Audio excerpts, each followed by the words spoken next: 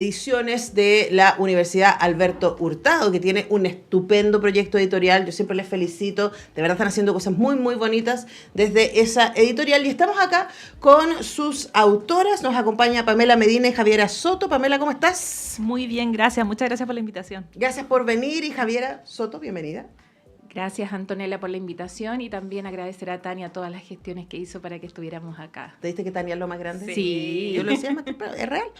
Bueno, Mujeres Científicas en Chile, yo creo que ataca varios problemas que tenemos, ¿no? Uno tiene que ver con la participación de mujeres en las STEAM, que se llaman, ¿cierto? Las ciencias, tecnologías, ingenierías y matemáticas, en donde tenemos un porcentaje bajo de participación de mujeres. Distintas entidades, como la Universidad de Chile, por ejemplo, han hecho políticas de inclusión en ese sentido para que cada vez haya más, pero seguimos teniendo pocas.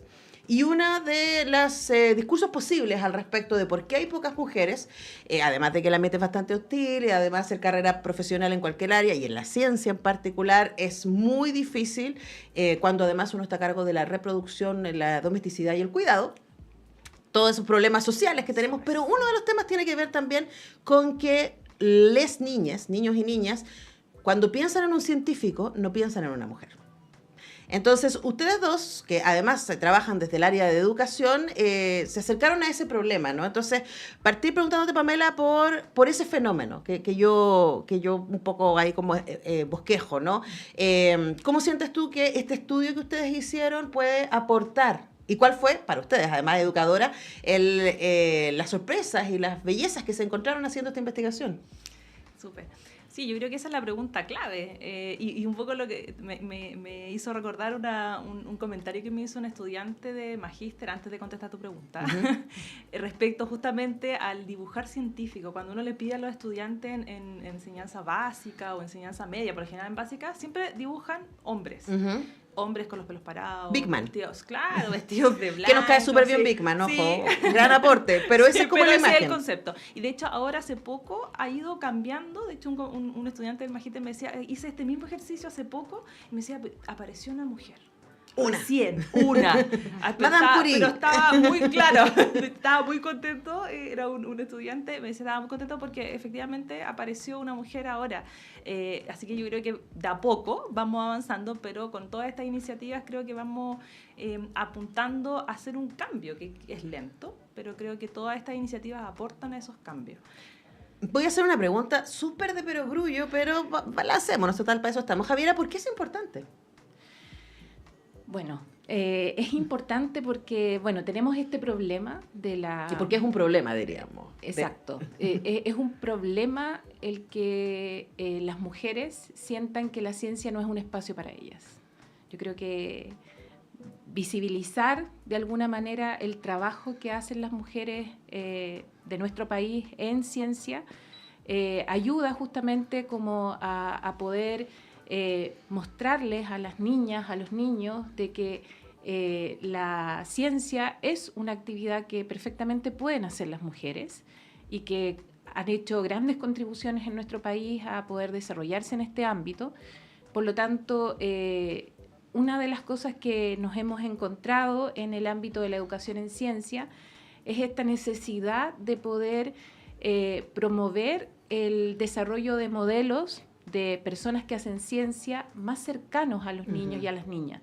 Y en ese sentido es que nos propusimos hacer este trabajo rescatando las biografías de 7 mujeres que hacen ciencia en nuestro país, de tal manera de que las y los estudiantes puedan, a partir de los relatos que ellas nos ofrecen de sus historias de vida, darse cuenta de que la ciencia puede ser realizada por mujeres y puede ser realizada en el contexto nacional también. Sí, ahí hay dos verdades que son importantes, ¿no? Porque también está el prejuicio de, bueno, pero si quiero ser científico no voy a poder vivir en Chile. Claro. Eso también es real, ¿no? Y luego, si soy científica no voy a poder tener vida, o sea, es como... Y ustedes atacan esos prejuicios a través de 7 ejemplos que vienen de entrevistas largas que realizaron y que están contados aquí de una manera súper amable. O sea, también puede ser... Esto está pensado especialmente para educadores y educadoras, pero puede ser leído por cualquiera, es muy entretenido. Y una cosa que a mí me llamó la atención atención también leyendo estas biografías tuvo que ver con los acercamientos. Entonces, porque cuando uno dice, ¿por qué es un problema que haya pocas mujeres en ciencia o que los niños y las niñas no sientan que es un espacio posible para ellas? Es porque se están perdiendo talentos. Es así de simple, frente a los desafíos que tenemos hoy día, que la mitad de la población no esté aportando con sus talentos, es una pérdida. Pero también aparece, y aquí más bien te lo pregunto, Pamela, por esta otra mirada. Cada una de ellas, cuando van contando cómo van desarrollando, también es como que piensan fuera de la caja. Y eso es muy interesante también de ver. Sí, o sea, y piensan fuera de la caja, pero les costó pensar fuera de la caja. O sea, muchas de ellas se enfrentaron a procesos difíciles incluso para entrar a un doctorado, o sea, y un poco hacia allá apuntaban también las entrevistas, un poco pensar y que nos contaran cuáles habían sido no solo las cosas buenas que les han pasado, porque les han pasado muchas cosas buenas que aparecen muy bien relatadas en cada una de las biografías, pero también han pasado cosas difíciles. Por ejemplo, una de ellas nos contaba que la primera vez que postuló un doctorado le dijeron que esto no era para ella. Y esa afirmación es muy fuerte. Sí, y que es muy fuerte que venga de la academia. Exacto, y que finalmente te digo, bueno, en realidad capaz que no sea para esto y me voy. Pero no, perseveró, bueno, dijo en realidad sí, a lo mejor sí es para mí y voy a perseverar y voy a volver a postular al doctorado. Y un poco enfrentar a eso, a ese peso social, cultural, ¿cierto? No es sencillo de hacer, y yo creo que eso fue un poco lo que también nos motivó a entrevistar a estas mujeres, que si bien son todas muy exitosas, no les ha sido tan fácil llegar donde están. Claro. Entonces, rescatar esas historias y decir, bueno, son personas cercanas, son personas como todas nosotras, y que todas podemos llegar ahí.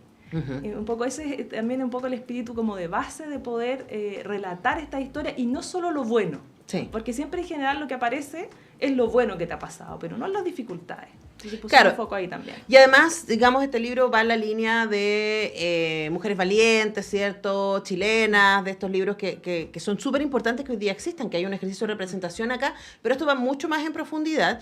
Estamos conversando con sus autoras, Pamela Medina y Javiera Soto, este libro fabuloso que les estoy mostrando hoy a quienes nos están viendo por YouTube, Mujeres Científicas en Chile, cómo sus historias de vida contribuyen a la educación científica. Y Javiera, ustedes hacen un trabajo, están las 7 biografías, ¿cierto? Muy accesibles, además con un resumen de cada una al principio, además muy bonita, ilustrada, ¿cierto? Pero cada biografía va acompañada además de un acercamiento metodológico. Hablemos de ese trabajo. Sí, nos interesaba mucho, Antonella, el hecho de que nos ocurre que muchas de los materiales curriculares que hoy tenemos disponibles, más bien resaltan la vida de mujeres científicas pasadas, ya de otras épocas, y también muchas de ellas extranjeras, no chilenas. Entonces, necesitábamos de alguna manera poder rescatar de las historias de vida de nuestras mujeres una oportunidad ahí en términos de recursos educativos para poder ofrecerle al profesorado de ciencia. Y en ese sentido lo que hacemos es de alguna manera vincular los temas del currículum que hoy día se enseñan en las escuelas con los temas de investigación que desarrollan cada una de estas investigadoras. Entonces, hacer ahí un cruce entre lo que tenemos que enseñar en la escuela y los temas en los que investigan nuestras científicas. Y además, ofrecer la posibilidad de que a partir de estos relatos se puedan trabajar un aspecto súper importante en la enseñanza de la ciencia, que es lo que se conoce como la naturaleza de la ciencia, es decir, cómo la ciencia se construye, cuáles son sus características, todo el proceso por el cual socialmente se construye este tipo de conocimiento.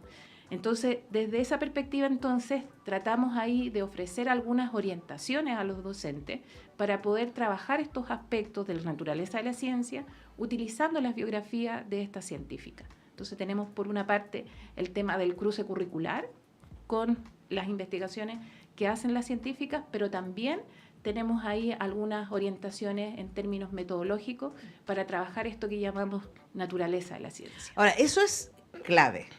Porque cuando uno piensa en el mundo científico, pareciera, además también esto es muy como del método científico, sí, ¿cierto? Tradicional, de que es objetivo, eso es lo primero, ¿no? Sí. Y que como que nos enfrentamos a algo que no tiene cuestionamiento, y claro, y a menos que no haga el camino, o sea, yo recién me lo empecé a preguntar, cuando hice un curso de epistemología feminista en el doctorado. O sea, cuando uno dice, ya, pero ¿cómo llegamos a saber lo que sabemos? ¿Bajo qué métodos? ¿Qué se quedó afuera? Esa es una tremenda pregunta. ¿Qué se quedó afuera? Y cómo culturalmente, o sea, solo para que los auditores y auditoras lo entiendan. Yo me acuerdo que ese año yo estaba cursando ese curso y Diana Mafía, gran investigadora, filósofa argentina, la amamos. Sí, y ese año una mujer fue parte del equipo de las personas que ganó el Nobel de Medicina. Estamos hablando de 2015. Pero esta mujer llevaba trabajando, creo que con malaria, décadas, pero desde la tradición de la medicina china. Entonces, Occidente no entendía por qué ella estaba teniendo estos niveles de resultado y se demoró décadas en reconocer ese trabajo y, por lo tanto, además de poder incluir ese trabajo en las maneras en que desde este lado del mundo se trabaja con esa enfermedad, simplemente porque no cabía en su cajita, ¿cierto?, de cómo Occidente entiende la ciencia y la medicina, ¿no? Entonces, es así de claro.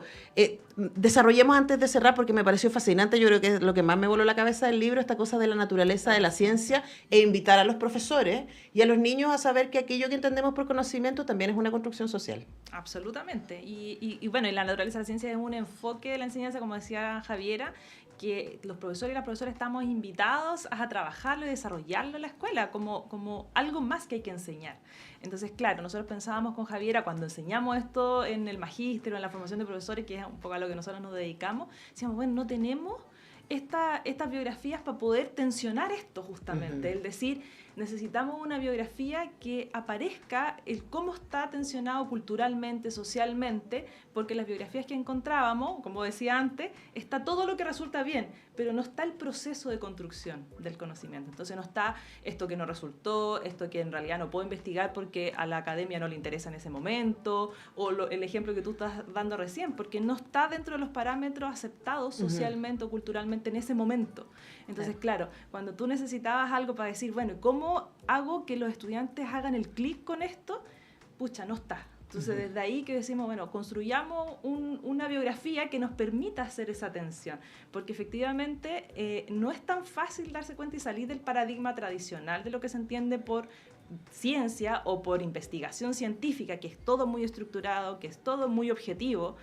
Y no es objetivo, ¿no? No, y desde ahí es que... Es tan cultural. Es muy cultural, situado, contextual. Y eso Y ideológico. Absolutamente, político, ideológico, económico, todo se cruza. O sea, hay una razón por la que recién estamos descubriendo, da el ejemplo de la medicina china, pero también en nuestros países recién estamos descubriendo científicamente, entre comillas, la sabiduría de los pueblos originarios. Absolutamente. Y es como, por eso esta cuestión resulta. Claro, entonces tú decís, es valorar también el conocimiento ya construido por otros, por otras, desde lo tradicional, de la medicina china. Y claro, que eso en general no está valorado, no se considera, y eso es un poco el desafío que nosotros nos planteamos, decir, bueno, ¿cómo hacemos esto que efectivamente pueda ser un aporte para los profesores y las profesoras? Desde ahí surgió la iniciativa. Claro. Y quizás para cerrar, aprovecho de preguntarte, Javiera, por la urgencia, ¿no? Porque vivimos en un mundo incierto como a nosotras cuando éramos chicas no nos tocó. O sea, es así de simple, ¿no? O sea, nosotras todavía somos parte de esa generación en donde se nos dijo, si usted estudia y se esfuerza va a tener una buena vida. Hoy día no le podemos decir eso a nuestros niños. Es brutal, pero no les podemos decir eso porque no sabemos. No sabemos hasta cuándo vamos a tener agua. Miren lo que pasó estos días sin electricidad, ¿cierto? O sea, es como, ese es nuestro mundo y ahí... la adaptabilidad, ¿cierto? Las habilidades blandas y también entender que el conocimiento es situado y se puede generar desde otros lugares es clave. Entonces, preguntarte cómo tú sientes que este libro, Mujeres Científicas en Chile, también aporta a hacer pensar en este contexto. Sí, Antonella, solo como para recalcar algo que mencionaba Pamela antes en relación a la naturaleza de la ciencia, nosotras pensamos el trabajar esta biografía de tal manera que los profesores pudieran hacer explícito este constructo, que no quedara solamente como en un imaginario implícito, esto de las características de la ciencia y de cómo se construye, sino que pudieran tener y disponer ahí de un recurso que lo aborda explícitamente, porque tanto en la formación de profesores como en el currículum, aparece que tenemos que trabajar esto. O sea, ya está en la política educativa el hecho de que hay que trabajar estos aspectos. El tema es que no contamos con recursos para poder hacerlo de forma explícita, de forma guiada, de forma que realmente se convierta en un aprendizaje significativo para los estudiantes. Y respecto de tu pregunta de la urgencia de poder justamente abordar el tema de las brechas de género en la ciencia y también en la educación científica, importante lo que tú mencionabas al principio, esto de que en la medida en que tensionamos que las diferencias en términos de la participación de hombres y mujeres en la ciencia se debe básicamente a nuestros constructos culturales, es que podemos de alguna manera profundizar en esa brecha, en ese obstáculo, para poder superarlo y de alguna manera aprovechar todo ese talento, todas esas capacidades que tienen tanto niñas como niños de poder aportar a la construcción de una mejor sociedad y de un mejor país, donde justamente la ciencia sea vista como una actividad social, situada, contextual, que de alguna manera busca aportar a la construcción de soluciones a las problemáticas que enfrentamos hoy día como sociedad y como país. Sin duda, sin duda. Bueno, ya lo saben, Mujeres Científicas en Chile se llama este libro, Cómo sus historias de vida contribuyen a la educación científica. Este es un libro para tener en la casa, para leer con las niñas, para leer uno también, yo aprendí un montón leyendo el libro, y también, por supuesto, está pensado específicamente para educadores y educadoras en aula, así que consíganselo, está por las ediciones de la Universidad Alberto Hurtado. Hemos conversado con sus autoras, Pamela Medina y Javiera Soto. Javiera, muchas gracias a ambas por venir. Muchas gracias. Gracias a ustedes por la invitación. Y nosotros nos vamos rápidamente a la canción, a la pausa, y ya regresamos.